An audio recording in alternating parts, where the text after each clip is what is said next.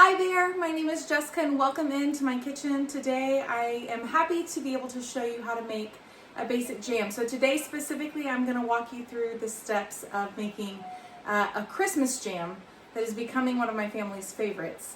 But these same steps of this process that you're going to see today is pretty much what you do for any of the other fruit jams that you're going to make. So we're going to be making this Christmas jam. It's made with strawberries and cranberries. You'll need sugar and pectin, and then the version that I make, I do like to add some spices, so we'll be adding in some cinnamon and some other spices to give it a nice holiday spice flavor. It's really delicious. It's super simple to make, and what I love about this is not something that you're going to just be able to walk into the store and find on the shelf. This is something different that you can't just go and purchase for yourself at a store. So it makes a great gift. Now that we're getting close to the holiday season, approaching Thanksgiving, if you're looking for a nice hostess gift, this is one of those things that really fits the bill for that, because it is unique and different, something that most people haven't ever had or tasted, because you can't just buy it off the shelf of the store. It's super delicious, it's super simple. And so we're gonna walk through the process of making that together today. So I've got my water bath canner here on the stove with some water in it. It's getting hot so that it'll be ready once my jars of jam are ready to process. We want to make this shelf stable so that I can just put it down on the pantry shelves, and so that I can have it to give throughout the year to family and friends. And so we are going to be canning this. With any fruit jam like this that's high acidity, you just water bath can it. You don't have to go through the process of pressure canning. So if you've never canned anything before, this is a great place to start. Water bath canning is very simple to figure out. It really doesn't take much special equipment, and so this is a great place to start if you're wanting to get your feet wet and experiment a little bit with canning and preserving some of your own foods. So I've got my water bath canner going. I've got my jars all clean and ready to go, and I've got my strawberries. So we're going to be using frozen strawberries today. I've got about 40 ounces of strawberries in this pot, and to that I'm going to add a pound of fresh cranberries, and I am going to bring this to a simmer on the stove. Since the strawberries are frozen, I'm going to go ahead and get that warmed up so that those can thaw out and be soft. And once those are soft and they've released some of that juice, then I'll add in my sugar. And once we get that to a boil and all the fruit is nice and hot and boiling, then we'll add in our pectin, and then I will show you how to test to make sure your jam has set, and then we will go ahead and put it into our nice clean jars, and I'll show you the process of water bath canning those. So we're going to get this going on the stove. Right now I've just got my frozen strawberries and my cranberries that I'm going to get nice and hot.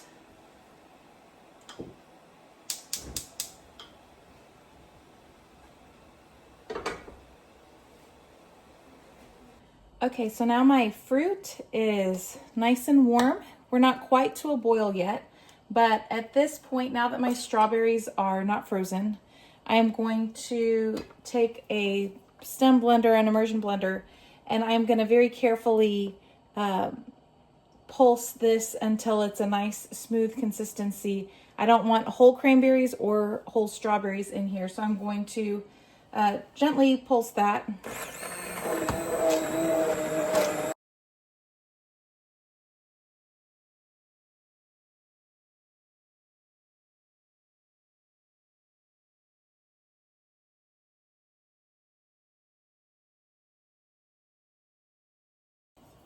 All right, so now you can see I've got that all blended up, so it's a nice even puree. There's no big chunks left in this. If you don't have a stem blender, or if you're concerned about doing that while it's hot, before you cook the fruit when it's still cold and frozen, you could alternately put it in your blender or in a food processor and chop it up into little bits that way, and then put it in the pot and get it hot. So now we're getting to the point where the fruit is getting hot. It's almost time to add our sugar. So we're going to talk just for a minute about our pectin. Okay, so now our fruit is getting nice and hot. It's a nice puree. It's almost time to add the sugar. So we're gonna talk for a minute about our pectin. So pectin is what you use in your jams to set the jams. You'll see some recipes depending on the fruit that you're using. Some fruits are naturally high in pectin, and so they pretty much set a lot of times on their own. But if you wanna make sure that your jam or jelly sets, using a pectin is a really good thing. I've used lots of different kinds of pectins over the years. And one of my favorites now is Pomona's pectin. So this is what I'm going to be using today. Pomona's pectin is a little bit different from a lot of the other ones that you'll see at the store. This is a citrus pectin. It doesn't have any dextrose in it or other preservatives. And it has a calcium powder that you mix into water that you put into your jam pot. That is what helps set your jam with their citrus pectin. So the benefit of this kind of pectin using this Pomona's is that it allows you to use a lot less sugar in your jam or your jelly recipes and them still set. Most jam and jelly recipes call for a really high amount of sugar, and that's just because they want to make sure that that is going to set and be a nice thick jelly or jam. And Pomona's pectin, you still get that really great consistency, but you don't have to use quite as much sugar. So that's what I'm going to be using today. Whatever pectin you decide to use, the manufacturer always has instructions for the use of their specific pectin in the box. So with Pomona's, I'm going to be adding in a couple of teaspoons of their calcium water. So you just take the powder and you mix it. It tells you how many parts water to the powder, and I'm going to take a few teaspoons of this and put it into my hot pot of jam that's going over here.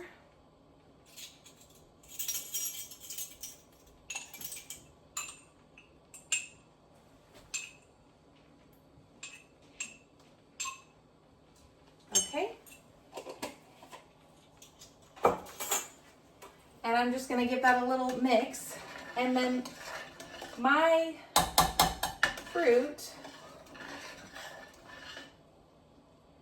is almost at a boil, so I'm going to get my sugar ready now. And the way that this works, I'm going to take this powder of the packet of pectin powder, and I'm going to mix it with my sugar that I'm going to put into my jam. The reason I do that, if I just put this right into the pot, it's going to have a tendency to make clumps, and I don't want to have to be fighting to get those clumps of pectin powder mixed in well. So by going ahead and pre-mixing that into my sugar, when I put everything into the pot, it's going to just dissolve and mix right in really easily, and I won't end up with any clumps.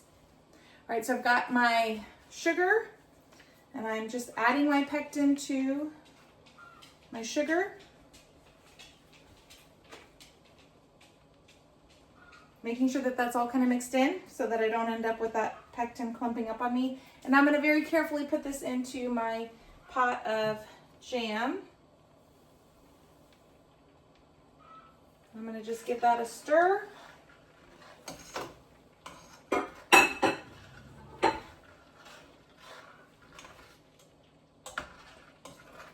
And you want to make sure that you get that all mixed in.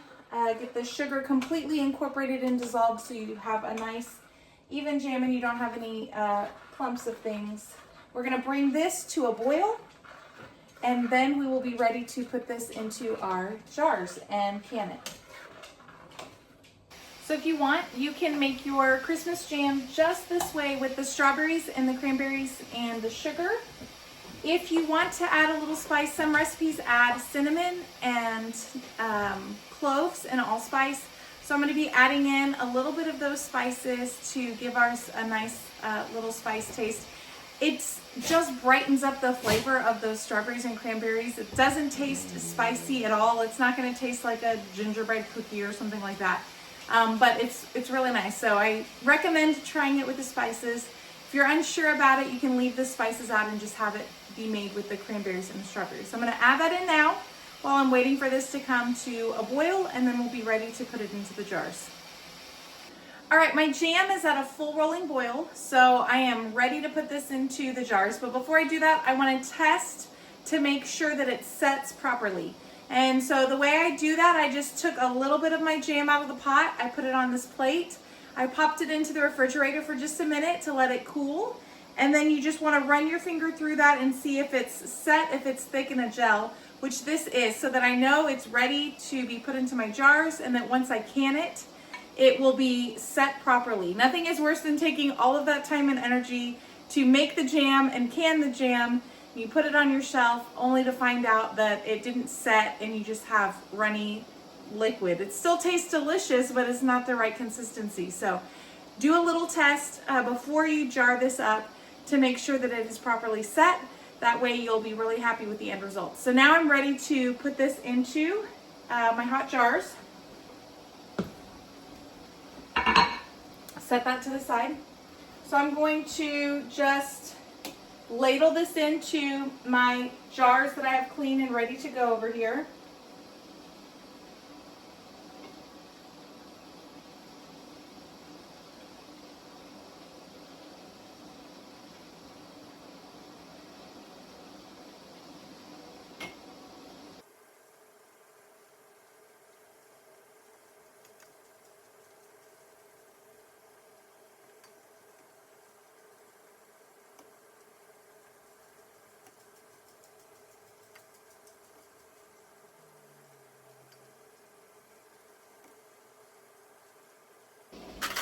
All right, once I've got my jam in jars, I'm going to give the rims a little wipe.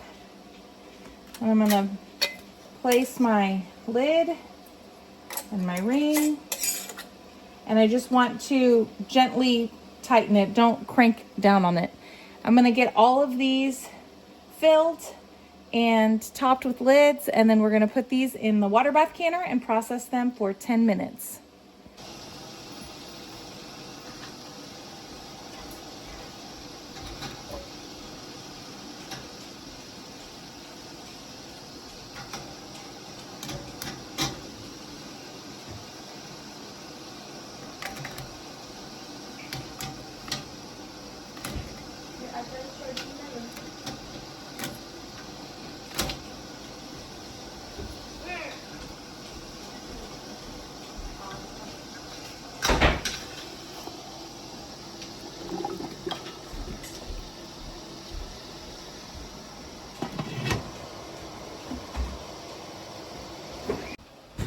All right, so this first batch has been in the water bath canner at a full boil for 10 minutes.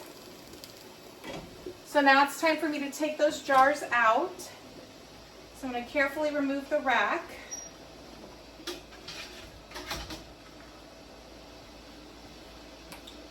And then I'm going to set these jars on my counter off to the side here.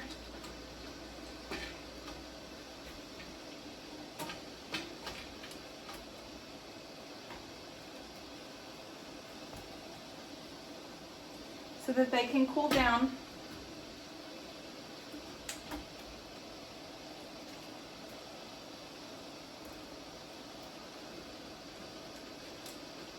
And then once I get all of these removed, I'm going to go ahead and put my next batch of jars, just refill it and keep going with the process until all of my jars of jam have been canned and processed for that 10-minute time.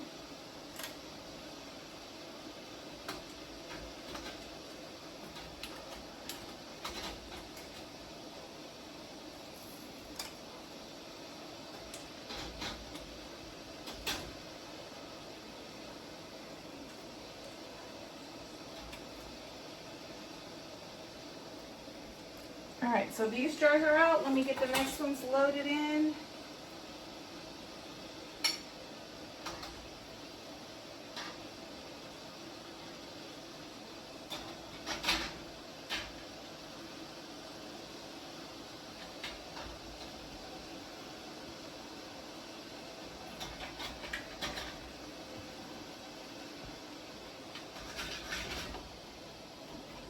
All right, and just gently set those down in there.